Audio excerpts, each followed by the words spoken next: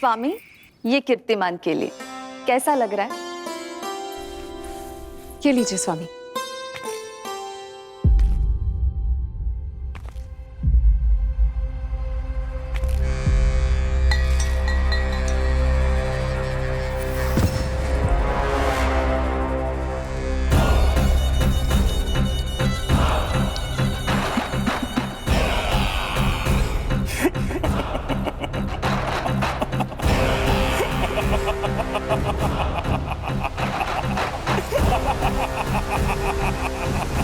नेत्रों के सामने अपनी संतान की हत्या होते हुए देखना कितना पीड़ादायक रहा होगा ये दृश्य। किंतु प्रभु, यदि देवर्षि नारद कंस के हृदय में संदेह का बीज न बोते तो कंस ऐसा कभी नहीं करता।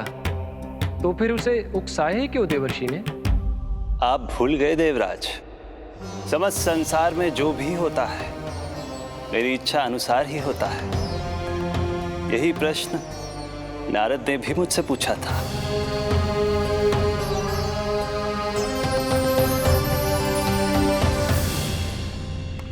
नारायण नारायण।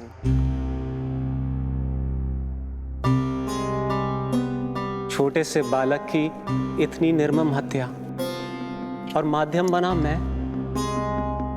प्रभु, ये कैसी लीला है आपकी? अभी तो देवकी की 5 और संतानों की हत्या होना शेष है नारद। अब से कंस शिशुओं के जन्म लेते ही उनकी हत्या कर देगा। यदि जन्म के तुरंत बाद ही मृत्यु होनी है तो जन्म का लाभ ही क्या है प्रभु? यही विधि का विधान है नारद। कीर्तिमान और शेष 5 बच्चे श्रापग्रस्त हैं। जन्म के कर्मों के अनुसार अल्पायु होना उनकी नियति है। उनकी मृत्यु के बाद ही शेषनाग के अंश के रूप में बलराम और मेरे अंश के रूप में श्री कृष्ण का अवतार संभव होगा। नारायण नारायण।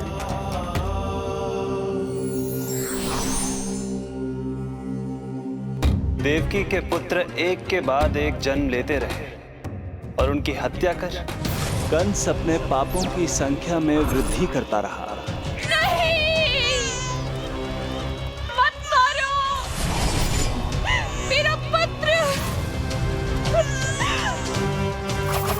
मेरा पुत्र!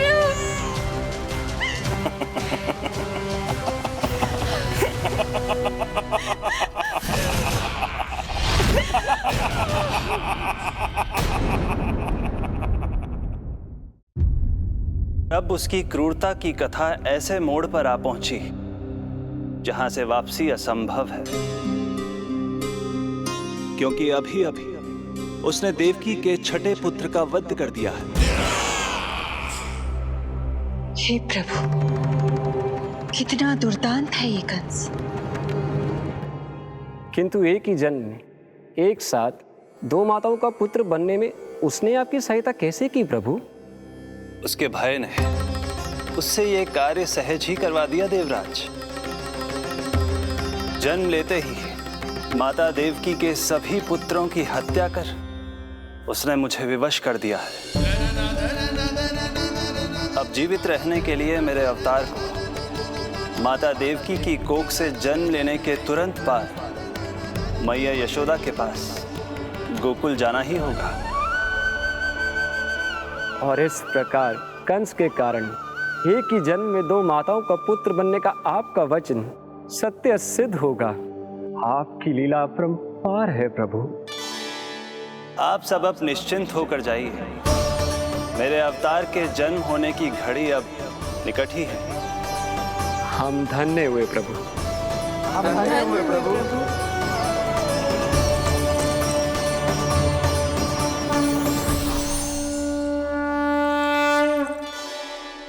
मुझे तो अभी से मैया यशोदा के साथ आपको खेलते हुए देखने की उत्सुकता हो रही है। उनकी प्रवृत्ति कितनी निराली है। क्रोध ना करूं तो क्या करूं? देखिए इसकी सतानी, फिर चला गया सुलक्षणा के बगीचे में फूल खाने। और आपको तो पता है ना सुलक्षणा का, इतनी सी त्रुटि हो जाए पूरे गांव में बखान करने में कोई कमी ना रखती। और जे की, अरे जब ग्वालिनों को पता चलेगा तो क्या कहेंगी? यही ना कि जसोदा अपने बच्चे को खाना ना देती, भूखा रखे है। सुनो जी, मैं तो कहती हूँ अब ब्याह करा देते इसका। अब वो ही ध्यान रखेगी इसका। केवल पत्नी सुधार सकती है तुझे। तुम इसके बारे में बात कर रही हो कि मेरे बारे में? नहीं, वैसे सारे गोकुल वाले यही कहते हैं कि हमारे घर पर तुम्हारा ही राज चलता है। हे नारायण, ये परिहास की बात है क्या? मैं इतना दबा के रखती हूँ क्या आपको? यशोदा, हास की बात थी। रामू के कारण मुंह से निकल गई। तुझसे तो मैं बात ही ना करूंगी। कर अपने मन की।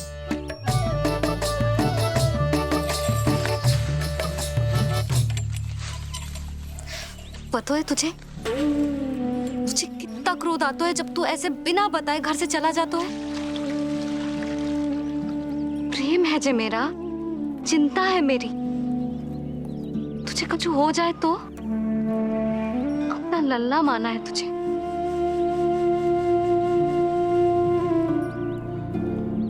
मेरे भाग्य में तो मां बनना लिखो ही ना है।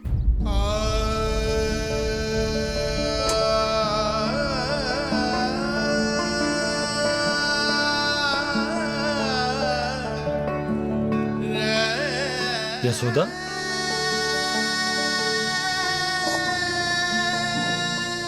आपको पता है, जब मैं छोटी थी इसके जैसी चंचल थी। गांव वाले कहते थे एक बार बड़ी हो जाएगी अपने आप ठहराव आ जाएगा। ना आयो। फिर बड़े बूढ़े कहने लगे चिंता की कछु बात ना है, एक बार शादी हो जाएगी सब ठीक हो जाएगा। ना हुआ। फिर सबन ने कही एक बार बालक हो जाने दो, गोद भर जाएगी अपने आप परिपक्व हो जाएगी। पर गोद तो भरी ना मेरी। बालक तो हुआ ही ना। उस पर जब जे भी भाग जाता है तो मुझे रह रह के यही स्मरण होता है कि कमी मुझ में ही है। मैं ही किसी बात का ध्यान न रख पाती। संभव है यही कारण से नारायण ने बालक न दियो मुझे। यदि देते तो बहुत बुरी मैया बनती मैं। यशोदा, क्या होगा तुम्हें? कहाँ की बात कहाँ लेकर जा रही हो तुम?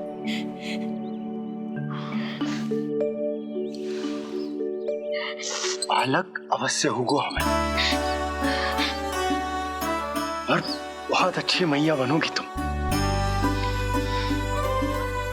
बस नारायण सही समय की प्रतीक्षा कर रहे हैं। मेरी तो न सुन रहे बे। आप ही कह दियो उनसे, अब और प्रतीक्षा ना होगी मुझसे।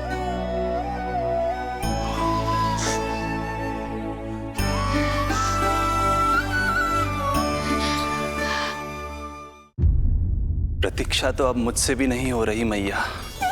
तो फिर मैया की इच्छा पूरी कीजिए प्रभु। जिस क्षण की प्रतीक्षा मुझे इतने वर्षों से थी, बस अब वो निकट है। किंतु प्रभु, आपको तो माता देवकी का 8वां पुत्र बनकर जन्म लेना है, तो फिर 7वां पुत्र? धीरज रखिए, धीरज। आपको तो ज्ञात ही है, मेरे यहां देर है, अंधेर नहीं। मैं यहाँ तुम दोनों पर आश्रित हूँ यशोदा।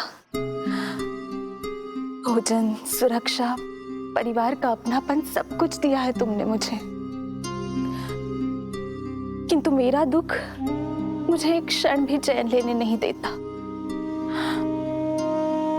मेरे स्वामी और बहन देवकी कितने ही वर्षों से कंस की काल कोठरी में बंदी है। दिन रात नियति के शाप को सहन करने के अतिरिक्त और कोई उपाय नहीं है उनके पास। ऐसे में मैं सुख की सांस कैसे लूं? कीर्तिमान की हत्या के बाद मेरी सुरक्षा के लिए मेरे स्वामी ने मुझे यहाँ भिजवा दिया, चुपचाप। किंतु मेरा हृदय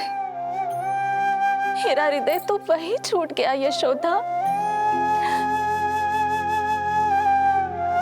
इससे तो अच्छा होता कि मैं भी उसी कारागार में होती, मेरे स्वामी और बहन देवकी का दुख तो साझा कर पाती। अपनी 6 संतानों को कंस के हाथों मृत्यु के गोद में जाते देखा है उन्होंने। अब तो मुझे उस क्षण की कल्पना से भी डर लगने लगा है, जब देवकी अपने 7वें पुत्र को अपने गर्भ में धारण करेगी। भय से भविष्य नहीं टलता, होनी होकर ही रहती है। समय बीता और देवकी के गर्भ में 7वें पुत्र का आगमन हुआ। क्या इसका भी भविष्य वही होगा जिसके भाइयों का हुआ था? इस बंदी गृह की दीवारें, प्रत्येक ईंट, प्रत्येक पत्थर, यहां तक कि यहां की वायु भी उस कंस की बंदी है। अब तक तो उसे सूचना भी मिल चुकी होगी। वो निर्दयी, क्रूर प्रतीक्षा कर रहा होगा कि कब तुम्हें प्रसव हो और कब उसकी तलवार हमारे नन्हे शिशु, हमारी 7वीं संतान का रक्त पिए।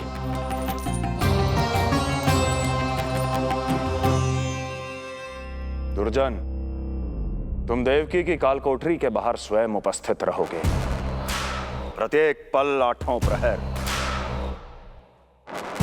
जैसे ही शिशु पहली श्वास ले, तुम मुझे सूचित करोगे। अवश्य महाराज, आज्ञा दें।